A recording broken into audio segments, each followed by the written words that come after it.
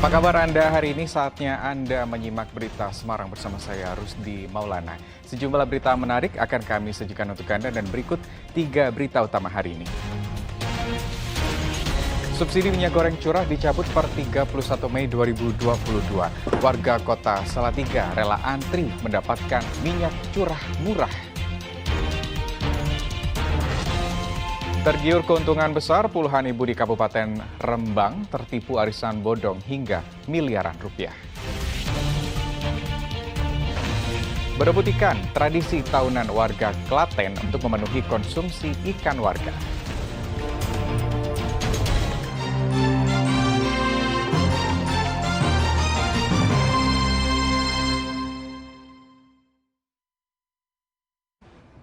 Kita ke informasi pertama hari ini. Antrean pembeli minyak goreng curah terjadi di kota Salatiga jelang pemerintah mencabut subsidi minyak goreng curah pada Selasa pagi. Meski demikian, stok minyak goreng curah di tingkat agen masih melimpah. Jelang pencabutan subsidi bagi pengusaha produsen minyak goreng curah, antrean pembeli di salah satu agen di Jalan Kesambi, Kota Salatiga, Selasa pagi belum mengetahui kebijakan baru tersebut.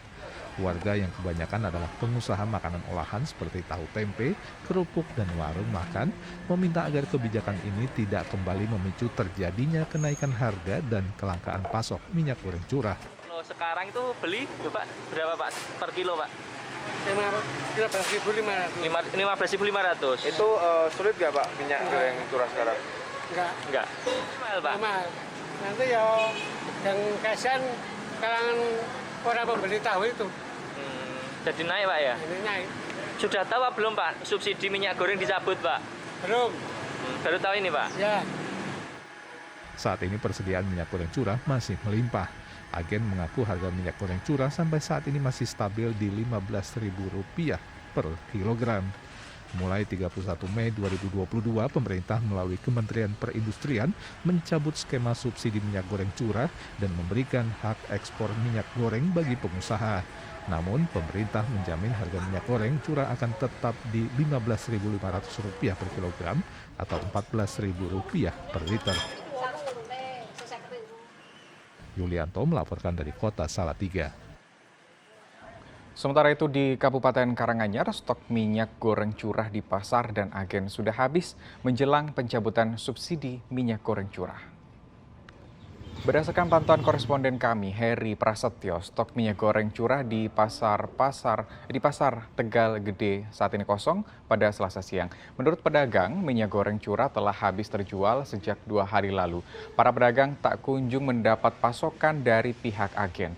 Kelangkaan pasokan minyak goreng curah ternyata juga disebabkan stok minyak goreng juga habis di tingkat agen. Salah satu toko agen memasang pengumuman minyak goreng curah habis. Kelangkaan minyak goreng curah diduga terjadi karena mulai 31 Mei 2022, pemerintah mencabut subsidi minyak goreng curah. Namun pemerintah tetap menjamin harga minyak goreng curah tetap di antara Rp14.000 hingga Rp15.500 per kilogram. Kita ke informasi lain, lantaran harga cabai mahal, para pedagang di Pasar Blauran Kota Salatiga terpaksa menjual cabai busuk dan rusak dengan harga yang jauh lebih murah. Para pembeli pun tidak keberatan karena harga lebih terjangkau.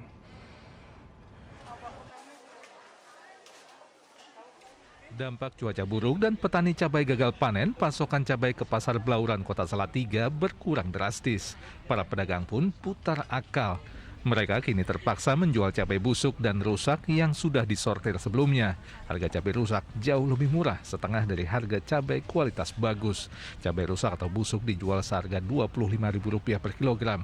Sedang harga cabai rawit merah kualitas baik naik 2 kali lipat menjadi Rp50.000 per kilogram. Cabai rawit hijau naik Rp10.000 menjadi Rp30.000 per kilogram. Selama 3 hari terakhir, harga cabai memang naik antara Rp20 hingga Rp30.000 per kilogram. Cuaca buruk sehingga petani gagal panen menjadi penyebab kenaikan harga cabai. Nah itu gara-gara apa ya Bu? Cuaca buruk juga bisa. Ini kan dagingnya rusak kayak gini. Rusak. Ini berarti dipilih Bu biar Ya kan anak cabai mahal kayak gini laku. laku. Iya. Kalau yang disortir kayak gini bersih berapa Bu? Ini 25. Kalau yang normal Bu? Yang normal putih 30. 30. Para pembeli terutama pedagang warung makan tidak punya pilihan lain selain membeli cabai yang harganya lebih terjangkau. Sebagai pembeli tadi nggak jadi beli kenapa Bu? Mahal atau seperti apa Bu? Mahal kan buat jualan Mas, jadi tidak dapat apa-apa. Dengan kondisi cabai yang naik ini Bu, Ibu sebagai penjual makanan gimana Bu? Tanggapannya? Itu dikurangi takarannya atau harganya dinaikkan Bu makanannya? Tidak dikurangi sama sekali.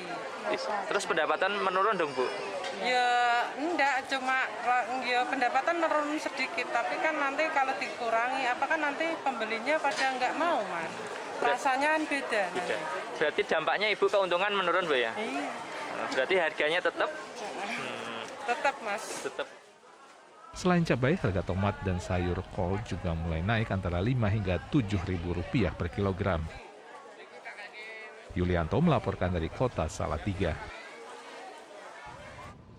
Ya, sementara harga cabai rawit merah dan bawang merah di pasar tradisional Bitingan Kudus terus meroket. Harga cabai rawit merah keriting naik lebih dari 2 kali lipat mencapai Rp55.000 per kilogram. Pasca Lebaran, harga sejumlah kebutuhan pokok di pasar tradisional Bitingan Kudus terus meroket. Berdasarkan pantauan pada Selasa pagi, kenaikan tertinggi terjadi pada komoditas cabai rawit dan bawang merah. Harga cabai rawit merah keriting naik 2 kali lipat dari Rp25.000 menjadi Rp55.000 per kilogram. Cabai rawit merah naik dari Rp50.000 menjadi Rp65.000 per kilogram. Sedang cabai rawit biasa naik dari Rp22.000 menjadi Rp40.000 per kilogram. Kenaikan juga terjadi pada komoditas bawang merah. Sebelum Lebaran, harga bawang merah naik dari Rp35.000 menjadi Rp48.000 per kilogram. Para pedagang mengaku bingung karena biasanya setelah Lebaran harga bahan pangan cenderung turun. Akibatnya kini omset penjualan mereka turun akibat pembeli yang mengurangi jumlah belanja. Setelah Lebaran malah naik. Hari ini tomat berapa? Tomat 14.000. Kalau harga normal biasanya kan 8.000. Terus 3 hari ini 14.000 tomat malah naik. Terus sayuran kol? Sama kol hari ini 12.000, yang kemarin 8.000, hari ini 12.000. Biasanya pembeli terus diturunkan, biasanya yang ambil 2 kilo, 1 kilo aja untuk mencukupi uangnya. Ya biasanya kan bawang seperempat paling 7,5 6.000, sekarang sampai 2 kali lipatnya 12.000, kan jadinya banyak. Ya. Kurangi pembelinya ya? Iya. Dikurangi berat Mas. Soalnya kan harganya naik semua, biasanya bisa hemat jadinya lebih, pengeluarannya jadi 2 kali lipat. Ya harapannya ya supaya cepat turun aja.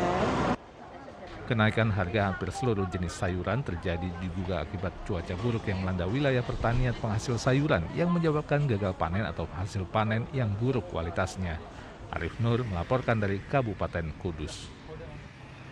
Ya, kita ke informasi lain. Para peternak di Kabupaten Blora mengeluh lambannya penanganan kasus sapi yang tertular penyakit kuku dan mulut. Sementara para peternak di Demak mengkarantina sapi yang tertular agar bisa sembuh sebelum perayaan Kurban.